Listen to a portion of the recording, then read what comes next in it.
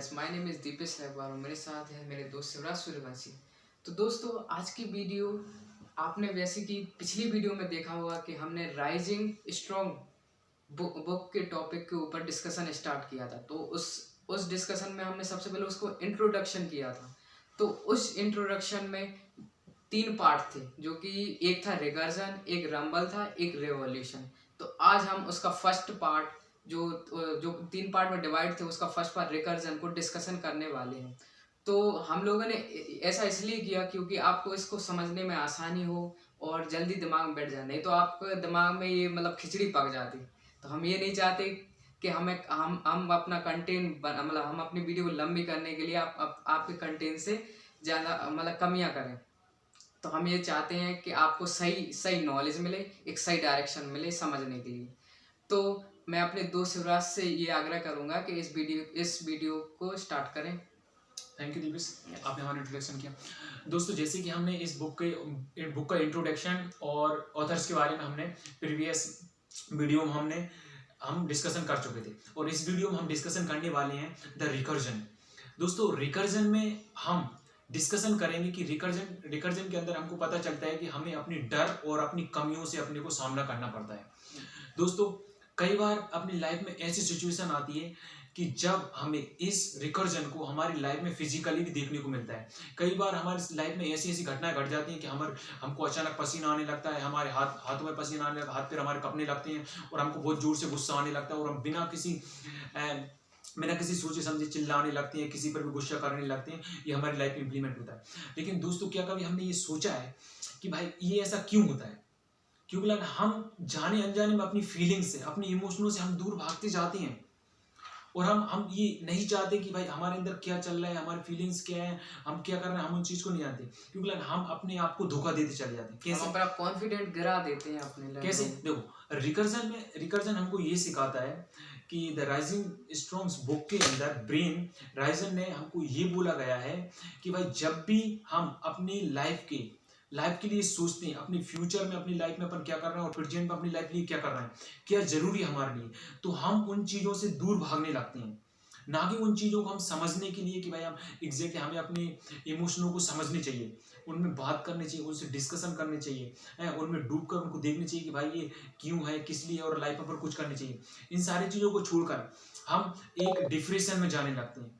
भाई हर किसी व्यक्ति की लाइफ में कुछ ऐसी घटनाएं घटी होती हैं जो उनको याद नहीं करना चाहते, वो उनको नहीं समझना चाहते, और वो अपने माइंड में ले रहती हैं, और वो दुखी होते रहते हैं उन घटनाओं के लिए।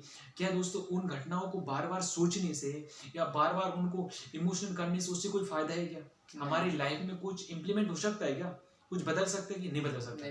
तो दोस्तों, क्यों ना हमें उन इमोशनलों को अच्छी तरीके से समझनी चाहिए, उन इमोशनों को समझने चाहिए, उनको गहराई से जानना चाहिए, और उन इमोशनों को हमको पूरी तरीके से खत्म करनी चाहिए। दोस्तों, इस बात को हम समझने के लिए एक छोटी सी कहानी की तरफ से देते हैं। ऑथर ने अपनी कहानी में लिखा था कि 2 एम्प्लॉय थे। एक एम्प्लॉय अपनी कंपनी में प्रमोशन के लिए बहुत मेहनत कर रहा था। उसने अपनी कंपनी के लिए उसने बहुत मेहनत की, बहुत अच्छे खासा काम भी किया, और उसके बॉस ने उसे कई बार अच्छे काम के लिए उसके काम की सराहना की, और उसको कभी कभी उसको इनाम वगैरह दिए गए। लेकिन जैसे ही क्या हुआ कि आपको पता चला कि आपकी कंपनी में प्रमोशन होने वाला है, और प्रमोशन के दिन आप बड़ी एक्साइटमेंट और बड़ी खुश होकर जाने कि भाई आज तो मेरा प्रमोशन होगा, और मेरा प्रमोशन, और अनफॉर्चुनेटली आपको पता चलता है कि आपकी कंपनी में आपकी जगह किसी और दूसरे एम्प्लॉय को आपको प्रमोशन दे दिया है। तो उस सिचुएशन में आप अपने आप में ये ब्लेम करने लगते हैं कि मेरे साथ ये नाइंसाफी हुई, ये मेरे साथ गलत हुआ है, कि इस प्रमोशन का हकदार तो मैं खुद था, और आप उस एम्प्लॉय पर और आप अपनी कंपनी पर ब्लेम करने लगते हैं, उसे गलत साबित करने लगते हैं, और नेगेटिविटी अपने माइंड में ला सकते हैं।